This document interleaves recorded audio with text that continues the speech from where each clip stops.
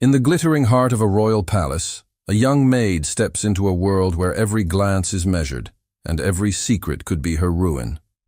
When the prince, accustomed to having all he desires, moves to claim a kiss, she meets him with a warning that halts him in his tracks. If you kiss me, you'll regret it. What begins as defiance ignites a dangerous game of pursuit, where power, pride, and an unspoken truth threaten to change both their destinies forever. The morning had the brittle chill of early March, the kind that seeped beneath wool and bone. Mist hovered over the road as the carriage rattled past the last hedgerows, and the Palais de Valmont rose into view like a vision engraved in gilt and frost. Céleste Duret pressed her gloved hands together and stared, as if staring might steady the uneven tempo of her breath. The palace sprawled across the gentle slope north of Paris, all pale stone and long windows winking faintly with reflected light. The world here seemed measured and precise, from the clipped yew trees to the symmetrical flights of steps, as if even nature had been asked to mind its manners. At the gates, liveried guards admitted the carriage with the indifference of those who see splendor daily. The courtyard within was already awake, ringing with the controlled bustle that prefaced a grand evening. Footmen crossed from one wing to another with crates of crystal, a gardener shook dew from cut branches destined for flower arrangements, and a line of scullery boys hurried toward the service entrance, faces pink from the cold. Nothing dawdled, nothing lingered. Even the pigeons took wing as if following unspoken orders. When Céleste's boots touched the stone, her legs felt at once too light and too heavy.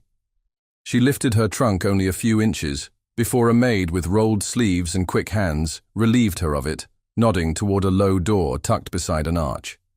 Inside, the air warmed and thickened with familiar scents: soap, starch, beeswax, the faint roast of something turning on a spit far away.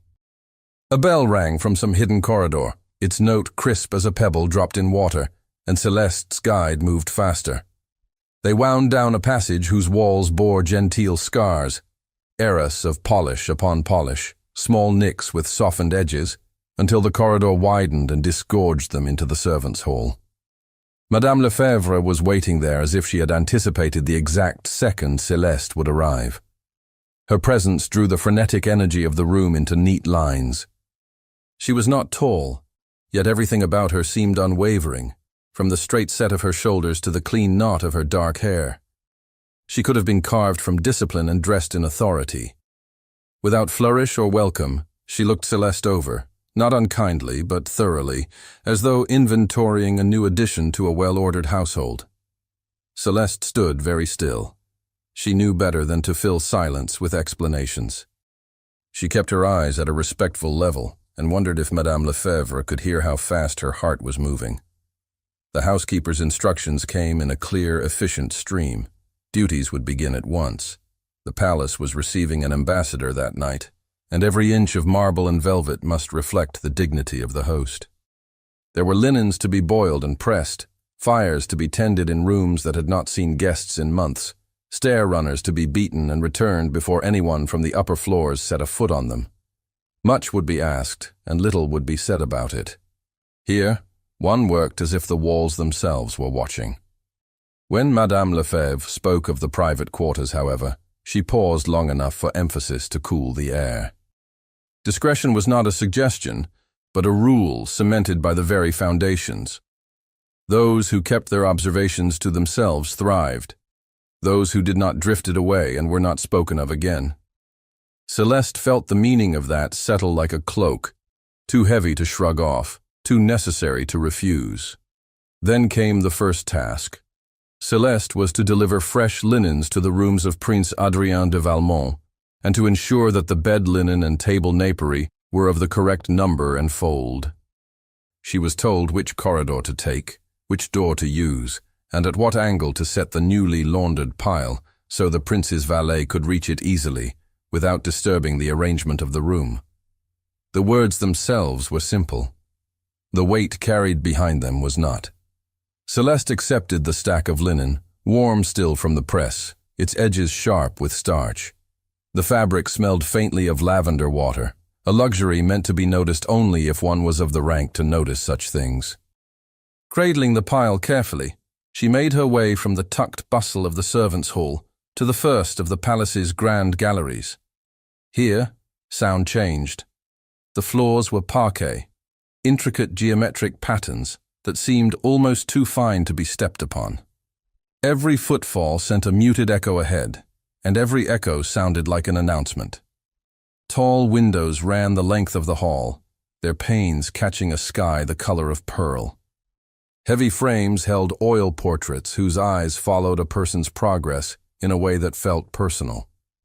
Celeste walked the measured line down the center, conscious of the straightness of her spine, the steadiness of her hands. She had never needed to breathe more quietly. From beyond a closed door came a brief hum of stringed instruments, a rehearsal, she thought, for the evening's entertainment. She smelled oranges and cloves where a tray of pomanders had just been carried past, the scent clean and bright against older, deeper aromas, the polish on the banister, the faint ash of a grate recently swept. The palace spoke a language of small details. Celeste listened because she had to, and because it steadied her to make sense of the place by the things it chose to emphasize.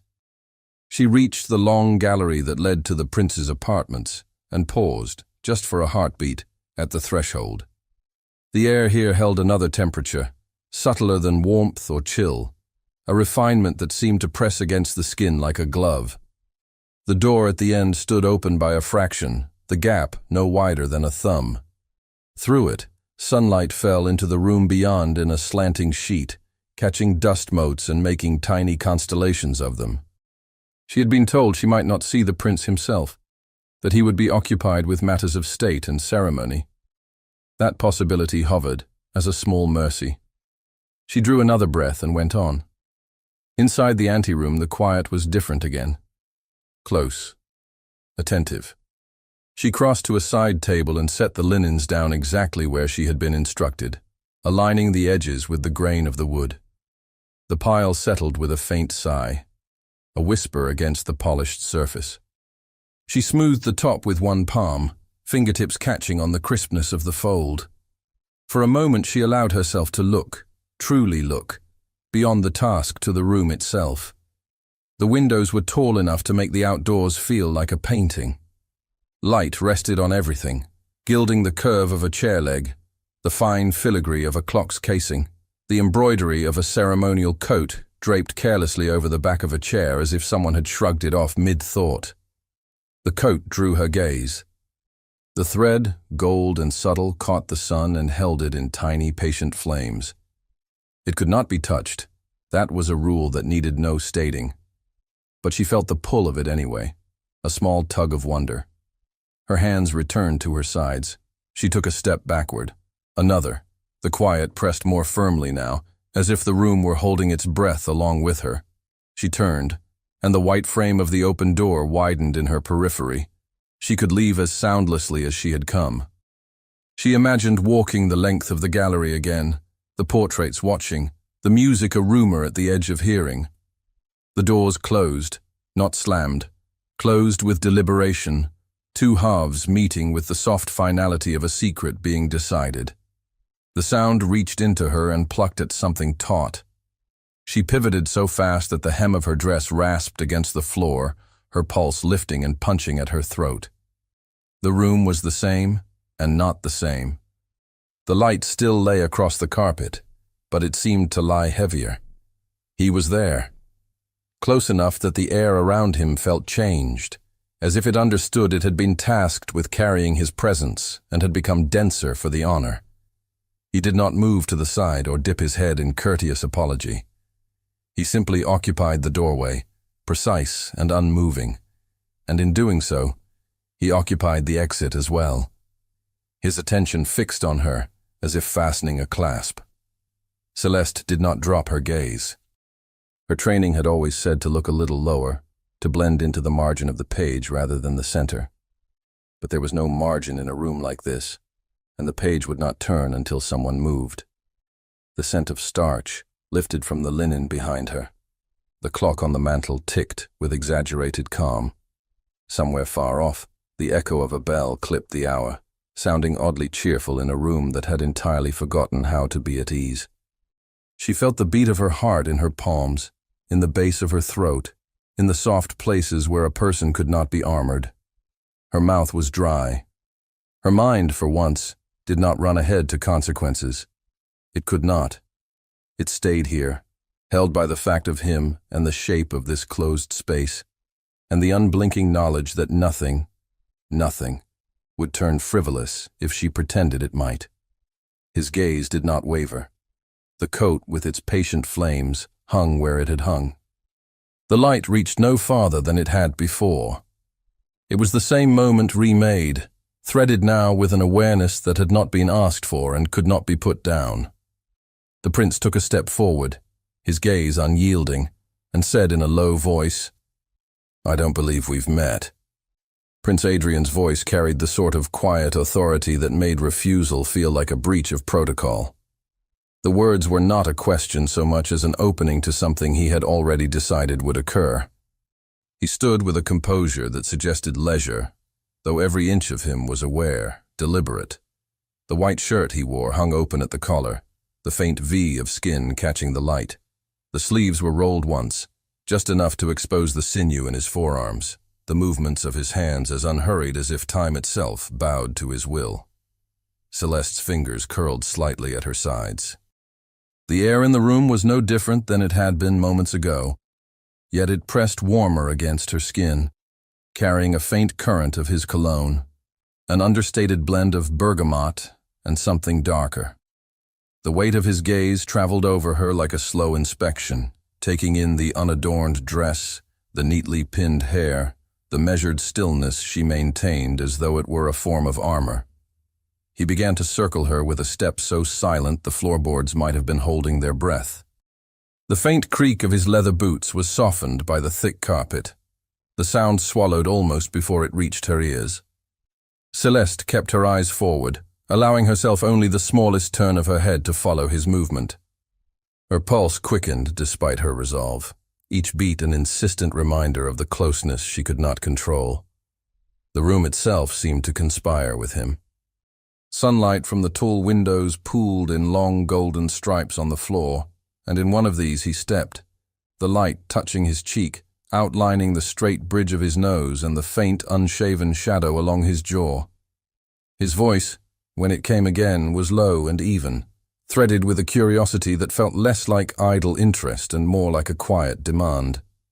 He asked where she was from, how long she had been in the palace, though each question landed not as a request for knowledge, but as a measure of her reaction.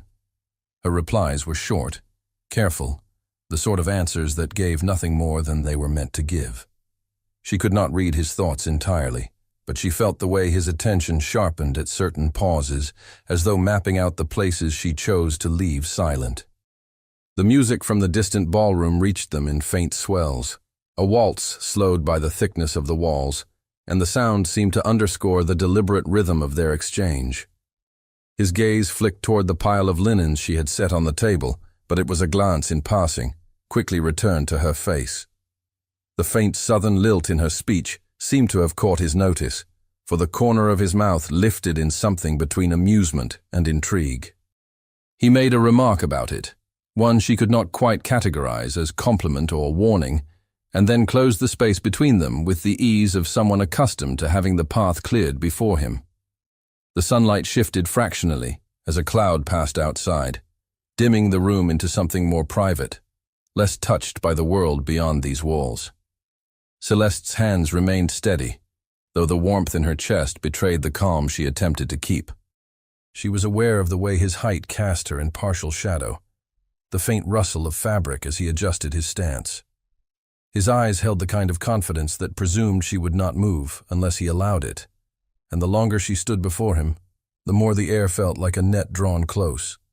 A glint of something, not quite impatience, not quite play, appeared in his expression, as though he had tested her composure long enough and found it both vexing and compelling.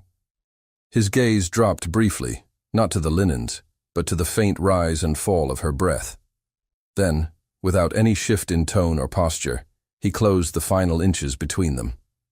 The nearness was startling in its quietness. No grand gesture announced it. It was simply there, his presence filling the narrow space, his shadow mingling with hers.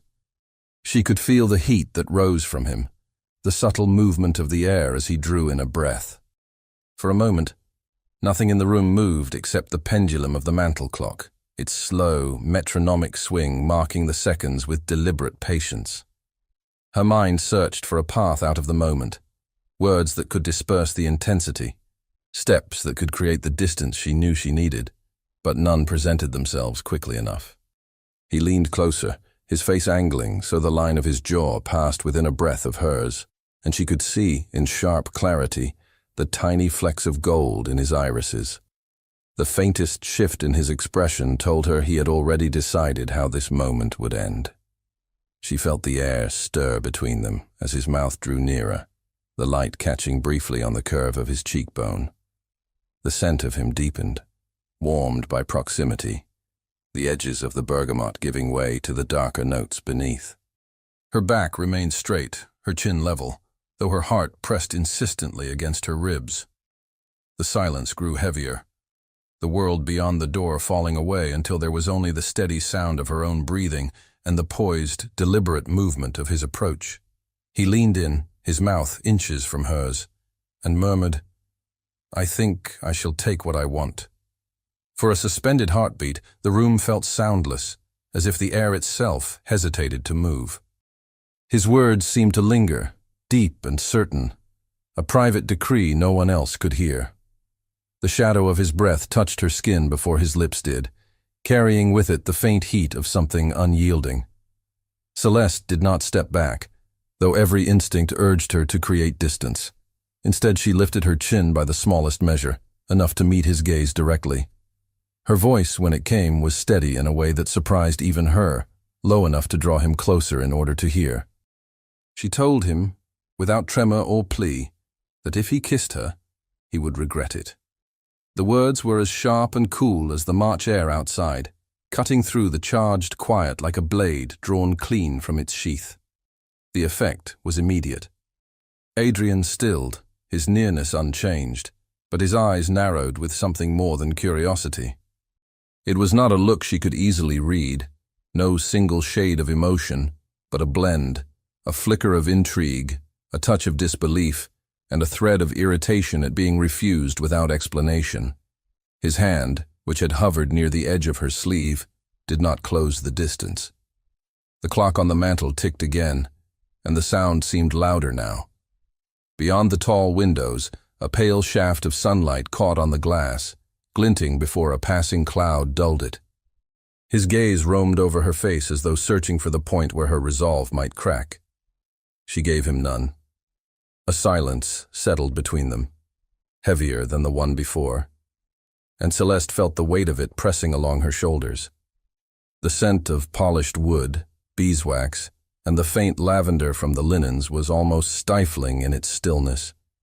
She wondered briefly if she had gone too far, but only briefly. Whatever trouble her words might stir, the alternative was worse. At length, Adrian drew a slow breath and stepped back, the movement controlled, deliberate, without the suddenness of retreat. His gaze never left her, as though the space between them had not erased the impact of what had just passed. The faintest curve touched his mouth. Not quite a smile, more like a mark of acknowledgement, or perhaps a promise that this was not finished. Celeste took the opportunity to turn, reclaiming her focus on the folded linens, lifting them again with practiced care. She intended to walk to the door, to cross the gallery and leave him behind for the rest of the day if possible. But before her hand touched the door frame, his voice sounded again, quieter this time, carrying a weight that seemed to follow her into the hallway even before she stepped there. The words were not a question. They were an assertion, one that trailed after her like a hand that had not been physically laid but was felt nonetheless. The prince told her, in the same tone he might use to announce a future certainty, that one day she would explain exactly why he would regret it. The phrase chased her into the gallery, the polished floor gleaming beneath her steps. She did not look back. The air in the corridor was cooler, its draft a muted relief against the warmth she had left behind. Farther down, the sound of brisk footsteps and the soft scrape of a cart's wheels announced the presence of other servants. She merged into the rhythm of the palace's work without allowing her pace to quicken. Yet even as she carried the linens toward the next task, she was aware of the echo of that closed room, the stillness, the proximity, the moment where choice and defiance had collided. And though she forced her breathing into an even cadence, the awareness lingered in her chest, as if the encounter had left an imprint too deep for the passage of a single corridor to erase. She could not know whether his smirk had been the end of the matter or the beginning. The palace seemed to hum faintly around her, the vibrations of movement and purpose hiding in the walls, in the small sounds of work continuing as though no one inside had paused to listen to anything but orders. And yet, beneath the surface, she felt it. The same poised quiet as before a door closes. One day, you'll explain to me exactly why I would regret it. The rest of the morning unfolded in a blur of tasks that allowed no room for reflection, though Celeste carried the earlier encounter like an uninvited weight. The servants' hall was alive with the constant shuffle of feet and the clatter of work. Brass sconces were polished until they caught every thread of light, and the scent of beeswax hung heavy in the air. She kept her head down, folding into the rhythm of her duties, willing herself to blend with the quiet industry around her. Near midday, she joined two of the senior maids in preparing a set of embroidered table runners. The long strips of linen were pressed beneath irons heated on the stove, the metal hissing softly as it met the damp weave. The older women worked in easy silence, but Celeste sensed their glances. Brief, sidelong, measuring. In the palace, news traveled in whispers, and she suspected that her arrival in the prince's apartments had already been noted. When one of them stepped away to fetch a replacement iron, the other leaned toward her companion, voice pitched just low enough to make the words feel furtive. The sound of Celeste's own name reached her before the rest was swallowed by the room's constant rustle. She bent closer over her work, pretending not to hear, yet the awareness prickled along her spine. From the kitchens came the mingled aromas of roasting pheasant and fresh bread. The cook's sharp instructions cut through the steady clink of utensils, and boys darted past carrying heavy trays, the warmth of the ovens radiating off their flushed cheeks. Celeste was sent to collect flowers for the dining hall, and she found the vases waiting in neat rows along a side table. She arranged them carefully, the stems bending beneath her fingers, releasing green, damp scents into the air. The banquet preparations threaded through every wing of the palace. Footmen moved in pairs to carry polished silver platters toward the grand dining room, where the long table gleamed under crystal chandeliers. On each place setting, the glassware was aligned so precisely that it seemed no human hand could have set it there. Celeste's own hands were steady as she set a folded napkin beside a goblet, though she felt as if the order of the room might fracture if she allowed herself to think too long about anything beyond the task.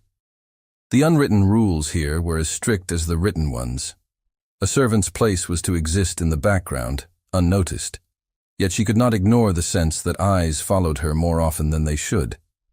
She felt it in the brief hush of conversation when she entered a room, in the way the older staff looked from her to one another before returning to their work. The knowledge sat heavily on her. Any rumor could undo her. Late in the afternoon, with the last of the table linens collected for laundering, she moved through a narrow corridor lit by a string of wall lamps. The air here was cooler, carrying the faint tang of damp stone from the cellars beneath. She rounded a corner, her mind half on the laundry ahead, and stopped short. At the far end stood Prince Adrian. He was speaking in a low voice to a uniformed footman, his posture relaxed, but with the same undercurrent of authority she had felt in his apartments. The light from a nearby window traced a pale line along his shoulder, catching in the dark fabric of his coat. The footman, sensing her presence, glanced in her direction and murmured something to the prince before stepping aside. Adrian's gaze lifted to meet hers, and it was as though the corridor had narrowed. The faint, unreadable curve of his mouth returned, carrying no obvious warmth, yet holding something that drew her attention against her will. Without breaking eye contact, he started toward her, his steps unhurried but purposeful, each one soft against the worn carpet runner. Celeste's fingers tightened slightly on the wicker handles of the linen basket she carried. She could hear her own breathing, steady, but shallower than before. The lamps along the walls cast overlapping halos of light that pooled and broke as he moved through them. When he reached her, he did not speak immediately. His hand came to rest briefly on the edge of the basket, the weight of his touch light but enough to halt her forward motion. The subtle scent of his cologne reached her again, sharper now in the close space. His eyes held hers, the kind of look that required acknowledgement, as though he expected her to answer a question he had not yet asked. Then, in a tone that brooked no dismissal, he told her to walk with him. The command left no room for hesitation. His tone was not sharp, but it carried the kind of certainty that made obedience feel inevitable. Celeste shifted the weight of the basket in her arms and stepped beside him, her pace adjusting to his without thought. They moved down the corridor together, away from the main passage and the soft commotion of the servants' work. Here, the air was cooler, tinged with the faint scent of old stone and the sharper note of polish from the wainscoting. The corridor narrowed, the high windows clouded with a pale film that blurred the view of the gardens beyond. Their footsteps echoed in unison, hers lighter, his deliberate, as if the very floor deferred to the rhythm he set. At first he spoke of the palace preparations, the visiting dignitaries, the demands of the evening, the precision required to maintain its image. His voice was smooth, almost casual, yet beneath it ran the same undercurrent she had felt before, a quiet persistence that hinted at some deeper intention. Gradually his question shifted. How long had she been in Paris? Did she have family in the city? Where had she worked before? His gaze turned to her between steps, waiting for each answer with a patience that did not disguise its insistence. Celeste measured her replies carefully, giving him the truth only in pieces, small enough to hold without granting him the whole. She felt his attention on the spaces between her words as much as on the words themselves. The further they went, the quieter the palace became. The sounds of activity from the main halls thinned until there was only the muted toll of the afternoon bells in the distance.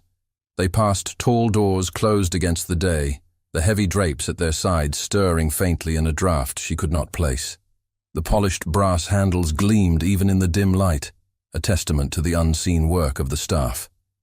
They came at last to a tall, narrow door set into the stone, its paint slightly faded, the brass keyhole dark against the wood. Adrian opened it without ceremony and stepped aside for her to enter first. The air beyond was different, fresh, touched by the faint scent of damp earth and greenery. She stepped out onto a seldom-used balcony. The wrought iron railing curved gracefully, its black paint dulled by time. From here, the garden stretched out in careful symmetry, gravel paths winding between clipped hedges, the pale shimmer of the ornamental lake catching the afternoon light. Early buds had begun to form on the branches, promising the slow return of color after the winter's austerity. Adrian moved to stand beside her, his hands resting lightly on the railing. The setting sun had begun to tilt lower in the sky, casting a warm amber light that softened the hard lines of the palace stone. The glow caught on his profile, gilding the line of his cheek and the bridge of his nose. The quiet here was unlike the silence of the palace corridors. It felt less guarded, yet no less deliberate. For a moment, neither of them spoke. The breeze lifted a loose strand of her hair, carrying it briefly across her cheek, before letting it fall. Somewhere below, the faint crunch of footsteps on gravel suggested a gardener crossing the path, though the hedges shielded the view. When he spoke again, his voice was quieter, stripped of the formality he often wore like a uniform. Yet the intent was still there, a measured persistence as he returned to his questions. Not about the palace now, but about her. Each was direct, and though she answered with the same caution as before, she could sense his awareness tightening around her restraint, as if every withheld truth confirmed that there was something to uncover. The sun's warmth touched her skin, and the air between them felt heavier despite the open space. She could sense his gaze even when she looked away toward the lake, a gaze that seemed to press for something more than she was willing to give. He shifted closer, the movement quiet but undeniable, and she felt the change in the air before she turned her head. His nearness was sudden enough to draw her focus entirely to him, the line of his shoulder brushing the edge of her sleeve. The faint scent of his cologne mingled with the breeze, sharper now in the closeness. His expression was unreadable, calm on the surface, yet with a depth that made her pulse quicken in spite of herself. His eyes searched hers in a way that was not merely observant, but intent, as if weighing what would happen if he closed the last measure of distance between them. Without warning, he lifted his hand toward her cheek. The gesture was slow, deliberate, as though he intended her to feel every second of the space closing between them. The curve of his hand moved into the light, the long fingers steady, the skin warm to gold by the lowering sun. The air around her seemed to thicken, the faint rustle of leaves from the garden below muted against the sound of her own breath. Celeste's pulse beat a hard, even rhythm in her throat. She could feel the pull of the moment, the way his presence reached for her before his hand ever did. The faint breeze lifted again, brushing the edge of her skirt against the iron railing, but even the cool air could not cut the heat that seemed to gather between them. He was near enough now that the shadow of his arm fell across her cheek. His expression was intent, eyes fixed as if reading something just beyond her gaze. She did not step back, though every part of her felt the instinct to do so.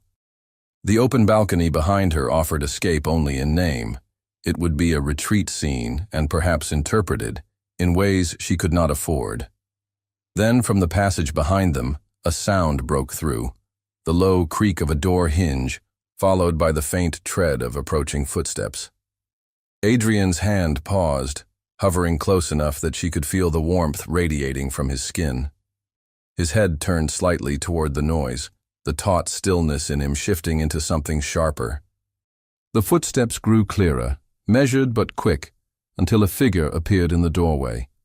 A valet in dark livery, bowing with a precision that suggested urgency. He announced that the prince's presence was required in the reception hall. The words hung in the air, formal and efficient, but threaded with enough weight to make Adrian step back. He straightened without haste, his gaze returning to her for one last measured glance. Whatever intention had driven him a moment earlier was folded neatly away, leaving no obvious trace save for the charge in the air that had not yet dispersed. The valet stood aside, waiting, and Adrian gave a brief nod before crossing the threshold back into the corridor. His movements were unhurried, but there was something in his stride that made it clear he had already set this moment aside for another time. Left alone, Celeste turned her eyes to the gardens again, as though their order and symmetry could steady her. The sky above the lake had deepened to a muted gold, and the first faint chill of evening pressed through the fabric of her dress. She let the breeze pass over her, willing her heartbeat to slow. She could still feel the nearness of him, not as a touch but as a presence, an imprint on the space where she stood. The muted sounds of the palace carried faintly from inside, the distant clink of silverware, the shuffle of chairs being moved into place for the evening's banquet. Stepping back from the railing, she moved toward the door and returned to the narrow corridor, retracing the path they had taken earlier. Servants hurried past, carrying trays and baskets, their eyes fixed on their tasks. She kept to the edge, slipping back into the pace of the palace, each step a quiet assertion of control she was determined to keep. By the time she reached the main service hall, the bustle had intensified. The ballroom was nearly ready. The crystal chandeliers above caught the light from dozens of candles, sending small constellations shimmering across the polished floor. The long tables gleamed under silver candelabra, their flames steady in the still air. Celeste joined the other maids in circulating through the room, replenishing champagne flutes and ensuring no detail was overlooked. She moved carefully, her expression composed, even as her mind replayed the interrupted moment on the balcony. The banquet began, the room filling with the hum of conversation and the low strains of music from a small ensemble. The scent of pheasant and rich sauces drifted from the sideboard, mingling with the perfume worn by the guests. As she worked, she was aware, though she never allowed herself to look directly, that Adrian was present at the head of one of the long tables, engaged in conversation with a foreign ambassador. Once, as she passed behind his chair carrying a fresh decanter of wine, her eyes met his briefly. There was no greeting, no movement that might draw notice, but the glance was deliberate, holding her for the space of a breath before she moved on. The evening stretched on, marked by toasts and courses served in careful succession.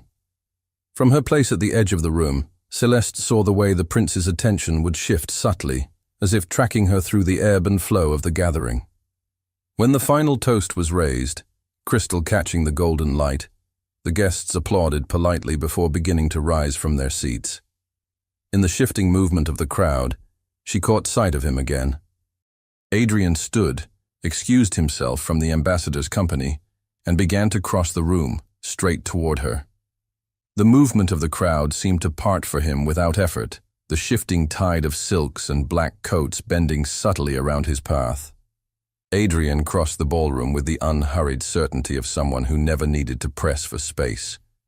His eyes never left her, and each step drew the air tighter in her lungs. Celeste adjusted the tray in her hands, though it was already empty, using the small act to steady herself. The hum of voices dulled against the sharper awareness of his approach. She could hear the faint rasp of his boots on the parquet floor beneath the overlapping murmur of guests exchanging farewells. Candlelight slid over his shoulders, gleaming faintly on the buttons of his coat and the smooth fall of dark hair above his collar. When he reached her, there was no pause, no courteous distance. His hand came to her arm, firm enough to guide, not so tight as to alarm, but without offering the possibility of refusal. She felt the pressure of his fingers through the thin fabric of her sleeve, the warmth that contrasted with the cool metal of the tray she still held. He steered her away from the nearest cluster of guests, angling toward a side door that opened into a quieter corridor. The noise of the ballroom receded behind them, replaced by the hollow acoustics of the narrower space. Here, the light came from wall lamps spaced far apart, leaving patches of dimness between them. The cool air carried a trace of damp from somewhere deep within the stone. Her footsteps were light against the floor's polished boards, his heavier, more assured. She could feel the measured pace he set, one that conveyed purpose but not haste. At the far end, he stopped, turning to place himself between her and the exit. The shadows softened the sharpness of his features, but his eyes held their same steady intensity. He didn't raise his voice. He didn't need to. The silence between them felt deliberate, stretched until it pressed against her skin. Celeste kept her chin level, her hands still at her sides. The distance between them was no more than a pace, close enough that she could make out the fine stitching at the edge of his cravat, the faint gleam of gold on the signet ring he wore. His questions came without preamble, each one shaped to leave no space for evasion. Why had she chosen to work here? Who had recommended her?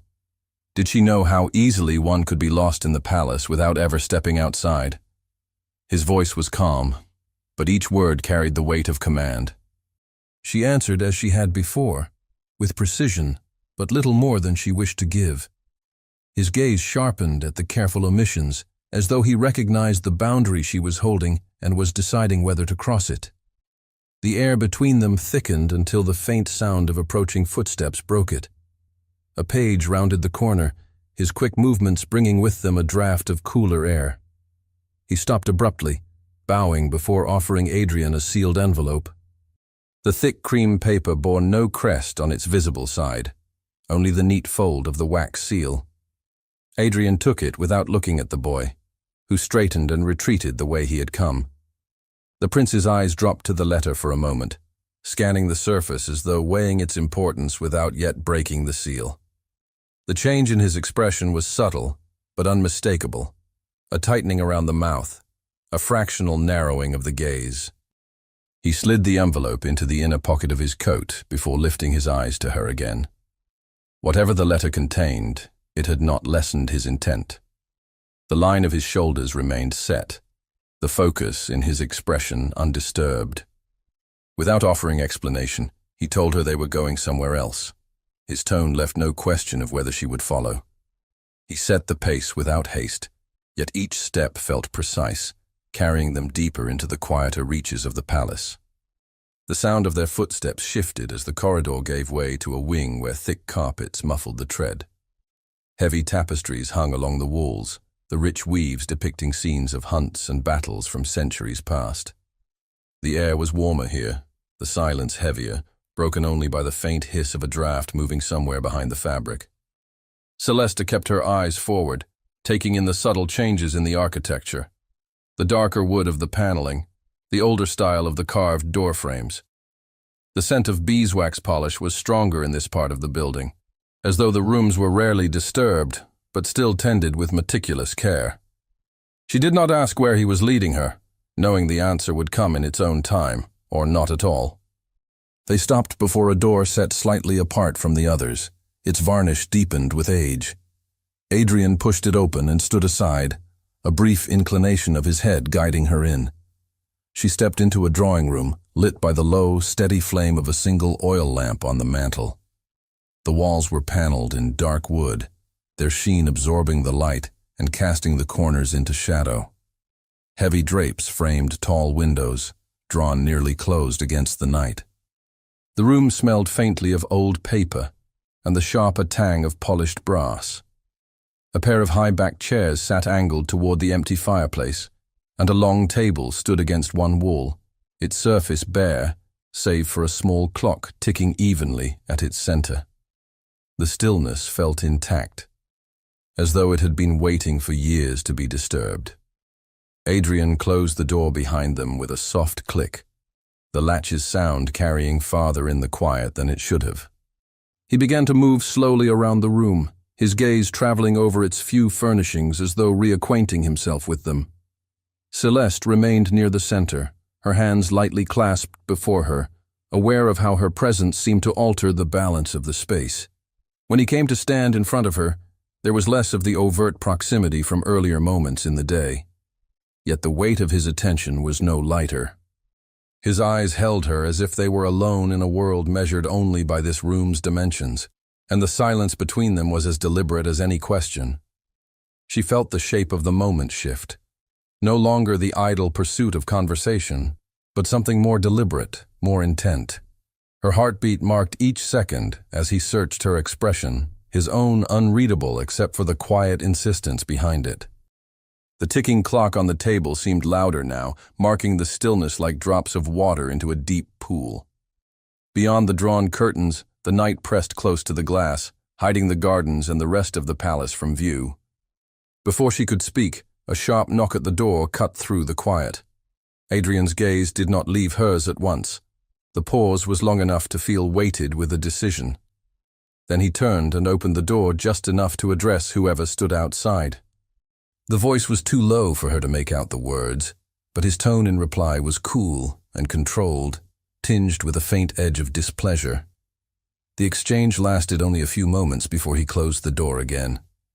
When he turned back to her, there was a different set to his expression, more resolute, as if something had just confirmed a suspicion. He crossed the space between them in a few measured steps, the lamplight catching on the line of his jaw, deepening the shadow beneath his cheekbone. His voice, when it came, was quiet, but certain, carrying no trace of hesitation. He told her that he had just learned something about her past, and that he intended to confirm it that very night. The room seemed to contract around his words, each one deliberate and heavy enough to linger. For a moment, Celeste stood without speaking, feeling the weight of the lamplight on her face, the faint warmth from the mantel drifting against the still air. Adrian's gaze held hers, expectant but patient in the way of someone certain that time would yield the truth. He moved to the door and opened it fully this time, gesturing for her to follow. The corridor outside felt cooler, the change in temperature brushing over her skin like a breath of wind. They walked side by side, his stride measured, hers matched to his despite the questions coiling inside her. The deeper they went into the palace's outer wings, the quieter it became. The muffled hum of servants at work faded to nothing but the low creak of wood underfoot and the faint rustle of Adrian's coat as he turned each corner. The sconces along the walls burned lower here, their light softening into a golden haze that left the edges of the hallway in shadow. A tall door opened onto the gardens. The night air was cool and damp, scented with turned earth and the faint sweetness of early blossoms. The moon cast pale light over the clipped hedges and the white gravel paths, making the ornamental lake shimmer faintly in the distance. They followed one of the narrower walkways, the crunch of gravel under their steps loud in the stillness. The garden walls seemed to shelter them from the world beyond, the high hedges forming corridors of their own. Adrian led her toward a smaller building nestled against the east side of the palace. A wing she recognized but had never entered. Its windows glowed faintly from within, and when he opened the door, the air shifted to the dry, aged scent of parchment and leather. Inside, the corridor was lined with shelves stacked from floor to ceiling. Volumes bound in worn calfskin leaned against bundles of tied letters, and the light from a few well-placed lamps cast long shadows between them. Their footsteps echoed softly on the stone floor, the sound absorbed quickly by the dense walls. Adrian stopped before a row of ledgers, scanning their spines with a practiced eye. His hand moved with certainty, pulling free a book whose edges were softened by years of handling. He carried it to a narrow table near the wall and opened it, the pages whispering as they turned beneath his fingers. Celeste watched as his gaze settled on a particular page. His finger traced a line of text until it paused, tapping lightly on a name written in precise fading ink, her family name. She stepped closer, the familiar letters stark against the aged paper, as if the years between had not dulled their power. The record was brief but unmistakable, a note of her father's involvement in a failed political uprising years earlier. The script was formal, impersonal, yet each word held the weight of consequence. She felt her breath grow shallow, the memory of whispered warnings from her childhood stirring in the back of her mind. Adrian looked at her then, his expression less sharp than before, though no less intent. The silence between them was different now, still taut, but threaded with something that might have been understanding. She told him the truth in measured words, that she had hidden this part of her life to protect herself, and to shield anyone connected to her from the danger it might bring.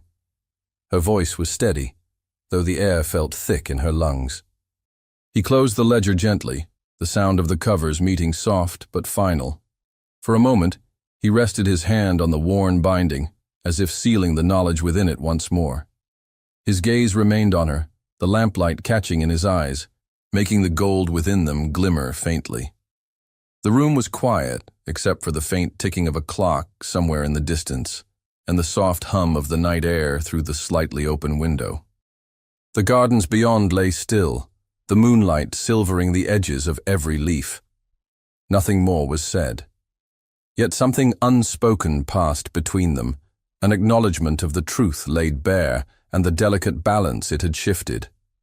The air seemed calmer now, though the distance between them remained measured, as if each was weighing what would come next.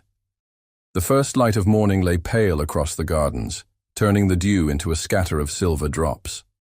The mist clung low over the ornamental lake, drifting slowly in the still air. Inside the palace, the quiet hours before the day's full stir held a kind of suspended calm. Celeste moved through the long gallery, her steps soft against the parquet. The tall windows drew in the morning light, painting the floor in narrow bands of gold. Beyond the glass, lilacs had begun to bloom, their faint fragrance slipping in through an open pane. She carried a folded stack of table linens, the starch in them still sharp from the press, the scent of lavender water rising faintly with each step. Her mind was not on the linens. Fragments of the previous night moved through her thoughts. The pages of the ledger, the cool air in the archives. Adrian's gaze fixed on hers as the truth had been spoken aloud. There had been no promise in that moment, no threat either, only the certainty that the balance between them had shifted, though she could not yet see where it would settle. The sound of footsteps reached her, before she saw him. Adrian appeared at the far end of the gallery, his coat unbuttoned, the light catching faintly on the edges of the dark fabric. His presence changed the air as it always did, a quiet command that was felt before it was heard. They met in the center of the gallery, the silence between them carrying more weight than words. He looked at her as if measuring not what she would say, but what she would allow herself to feel. The pale light softened the lines of his face, catching on the faint shadow of stubble along his jaw. Without speaking, he fell into step beside her, and they walked toward the far windows, where the gallery opened to a view of the east gardens. The gravel paths were still empty, the clipped hedges casting long shadows across the grass. A pair of white doves circled above the lake before settling on the balustrade, their feathers bright against the stone. At the last window she stopped, resting her hands lightly on the sill. The air drifting in was cool and clean, touched with the scent of lilacs. Adrian stood close enough that she could hear the sound of his breath, steady and even, as if he had chosen this moment for something he had carried in his thoughts for longer than he would admit. Their conversation began quietly, shaped by the kind of honesty that only comes when the usual barriers have been worn thin. They spoke of trust, of the cost of truth, of the ways life in the palace demanded silence even when silence came at a price. Her words were deliberate, but there was no attempt to hide the weight behind them. His responses were measured, his tone steady, yet she felt the sincerity in each one. The space between them closed, not abruptly, but with the slow inevitability of a tide. His gaze did not waver, and she found herself holding it without the instinct to look away. The sounds of the palace were distant here, muted by the thick walls and the early hour. Only the rustle of leaves in the garden broke the stillness. When he reached for her, it was without hesitation. His hand came to rest lightly against her cheek, the warmth of his skin a contrast to the cool air. She did not step back. Her breath deepened, though her posture remained steady. The faint trace of bergamot from his cologne lingered in the space between them, familiar now, though no less arresting. His eyes searched hers, not with the probing intent of earlier encounters, but with something quieter, more deliberate. The nearness carried no demand, only the weight of a choice offered. When his lips touched hers, it was not the taking he had once implied. It was an asking, one she answered without words. The contact was gentle at first, as if testing the truth of the moment, before deepening with the certainty of something neither of them had planned but both had reached. The warmth of it unfolded slowly, matched by the steadiness of his hand at her cheek, and the stillness of the gallery seemed to hold its breath around them. The world outside the tall windows went on unchanged. The mist lifting from the lake, the doves preening in the growing light, the lilacs swaying faintly in the breeze. But for them, the moment was complete, suspended, as if nothing beyond it could press its way in.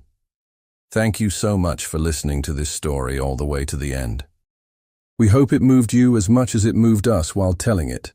We'd love to hear your thoughts. Leave us a comment telling us where you're listening from and what you like the most. Rate this story from 0 to 10. What score would you give it? If you enjoyed this story, don't forget to subscribe to the channel and leave a like as a show of support. That really motivates us to keep creating and sharing more stories full of emotion and life lessons. And before we go, we want to remind you that an exciting and heartwarming story recommendation will appear on the final screen. If you'd like to enjoy it, just click on the video. Thank you once again for being here, and we'll see you in the next story.